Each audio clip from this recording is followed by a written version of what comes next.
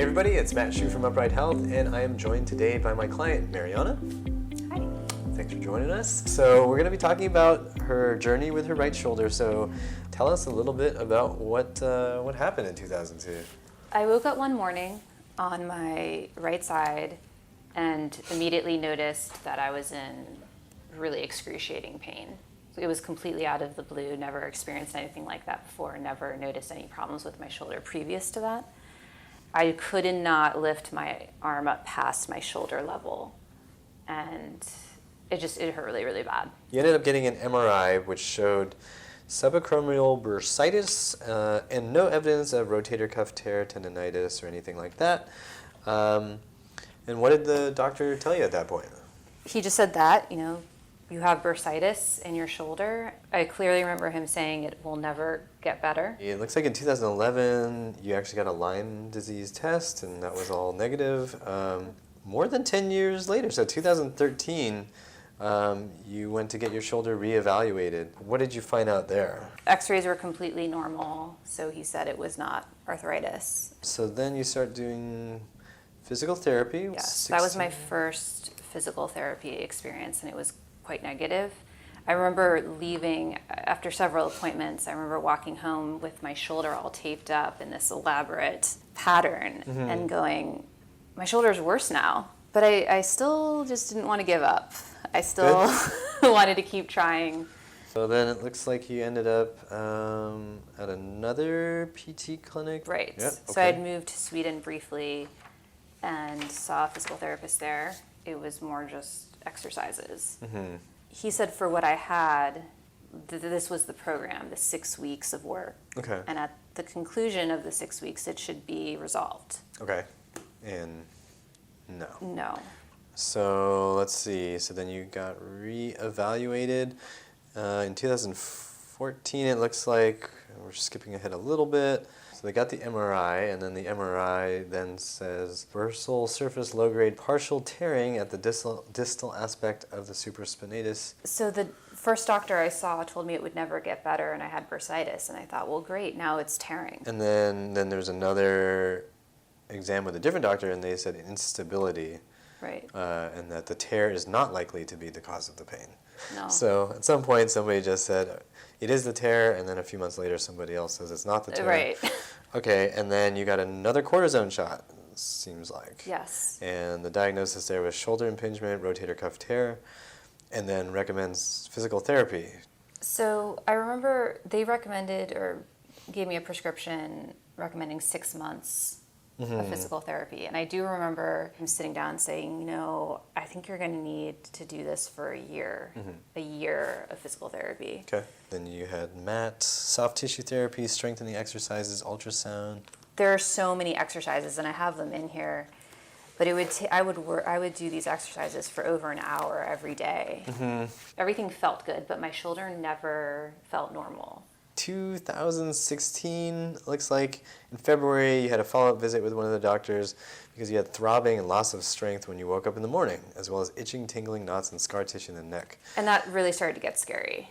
Okay, that sounds scary. Yeah. And what did they tell you at that point? Well, they thought need to send you to a physiatrist, a nerve doctor, because you might have nerve damage. Okay. I would wake up in the middle of the night and feel my shoulder and sometimes part of my hand, the side of my hand, just be completely numb. And that would also be followed by intense pulsing. Yikes. Okay. And it looks like somebody has mentioned not doing some PT exercises. Right. That was another physical therapist I saw at a hospital. As I was describing the problem, she was like, okay, it just seems like there's just certain exercises you can't do. So I'm going to jump forward here. There's mention of doing maybe another MRI, and then September of 2016, so it's starting to get close to when you came in here, actually. So then you got an MRI. This one showed that there's no tearing of the supraspinatus tendon anymore, right? There's no Yeah. So it was two different MRIs at two different places, read by two different radiologists, 2 years apart. And the last one, the radiologist didn't find any fraying of the supraspinatus, and I thought, wow, can the tendon repair itself? And they said no.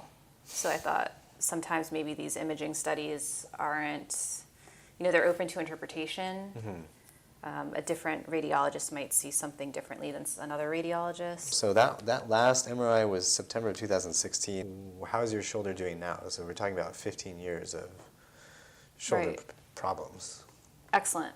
I can't remember the last time I woke up because of shoulder pain in the middle of the night, and I don't feel like I have any limitations whatsoever as long as I'm consistent with the exercises you have given me. So what kind of exercises are you finding really helpful for your body?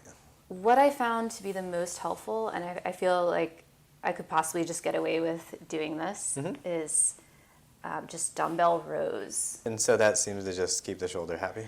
Yeah, and I just want to emphasize, when I first really started going to doctors a lot, it was because I was at a point where I couldn't close the trunk of my car. It was so weak. I couldn't function at all, and I felt like it was really going to limit my entire life if I didn't try to do something. So to be able to lift that much weight is incredible to me. Nice. So what would you say has been different about the approach here for your shoulders than what you were experiencing from 2002 to 2016? So most of the physical therapists I went to did not want me to lift weights, especially not anything heavy. Okay.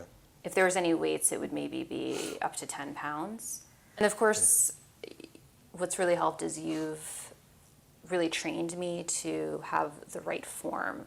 I think bad form can kind of quickly take hold, and you might not realize it, that you're not doing it correctly, and it's not going to be effective. That's a huge point. So form over reps, form over set, like form needs to be the focus. Form is everything. It's everything.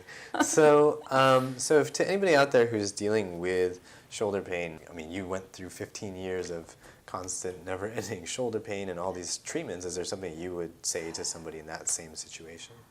I would say don't give up.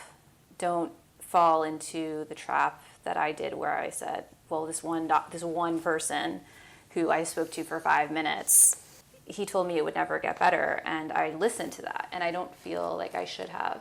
I think a huge point that I want to highlight is really not letting somebody tell you, you can't move, right?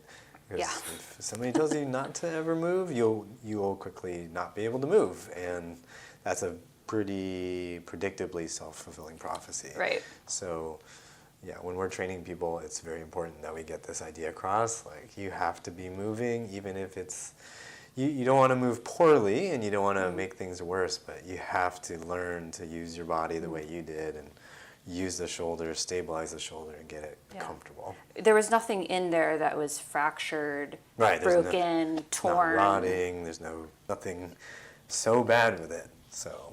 Yes, it was just some swelling of the bursa. That's going to wrap up for today. So, the main takeaway here is don't give up. If you've got shoulder problems, definitely not a good strategy.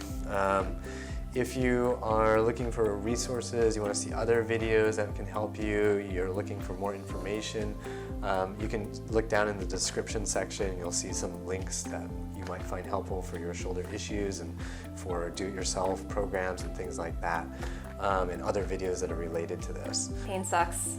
Life shouldn't.